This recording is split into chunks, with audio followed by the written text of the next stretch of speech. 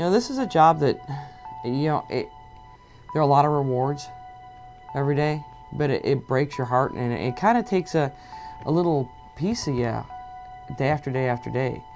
You know, we go on so many calls and we see so many things that come in to our shelter, just animals that are suffering. The city is strapped. We have our guys out. You know, our cruelty trucks are out 6 days a week. Our rescue trucks are out 7 days a week, and it doesn't stop. There's a lot of abandonment. There's a lot of vacant properties. There are a lot of animals that just aren't cared for. People don't have the means to care for them, and there are a lot of animals in this community that just aren't valued. They're disposable. You know, and they're treated like, you know, like disposable lighters. They're just tossed aside. I've been a rescue driver at the Michigan Humane Society for 3 years. We get a lot of hit by cars. We get a lot of injuries like broken legs, different things. We're not sure what happened to the animal. The things that you see really affect you in your personal life, for sure.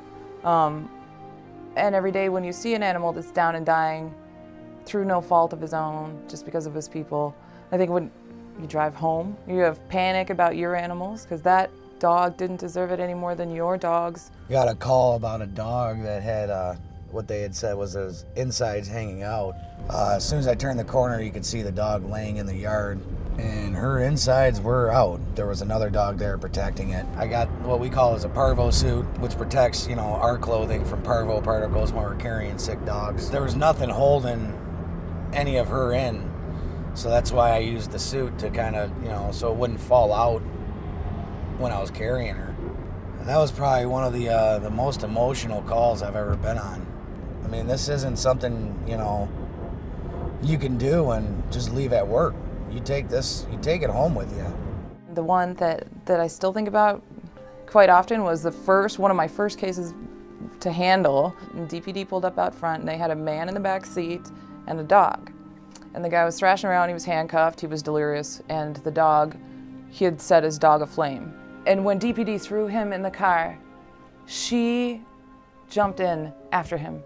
She wouldn't even after all of that, like, separate from her owner. She still jumped in and followed him. It makes you furious and makes you feel powerless. A few years ago, we had a case where a dog had been burned.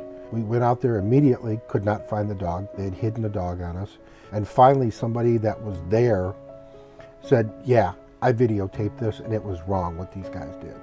And it was pretty tough because I had to watch this tape over and over and over again to try and pick out some of the suspects and who exactly these main players were. I was having nightmares about this dog, and I was waking up in the middle of the night thinking about this dog, and it just really bothered me that these guys thought it was funny. I mean, throughout the whole video, they're laughing and joking because this dog is on fire, and they're just filming it like it was nothing. I think one of the toughest cases that we always have to deal with are the ones that involve kids. Just about every type of case that we've had with juveniles is always a felony. It's typically a killing, a burning, a stabbing, dog fighting, those types of violent crimes. And usually we've found that after we start investigating that there's some other issues going on with the kids at home. They're being abused in some way. And those are some of the toughest calls to deal with because the kids are so detached and unemotional with these crimes that they're committing. You know, they'll tell you just a matter of fact that, yeah, I killed the dog and I stabbed a cat. And you just see this blankness in their face and you know that this is trouble coming up down the road, you know, and you try and not let all that get to you, but those are really tough calls to deal with. So a lot of what you see when people say, I want to be an investigator, I love dogs, I love your show. No, I would say you don't. It's terrible work because they're investigating the worst that you can fathom to ever happen to an animal after it's already happened. And so you're looking at the body and you're looking at the damage and you're looking at all of that.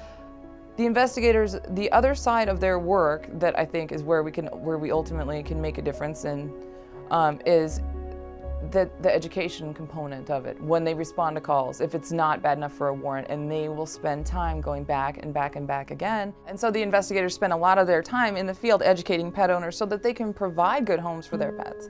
And that sort of, you know, that spreads, education spreads.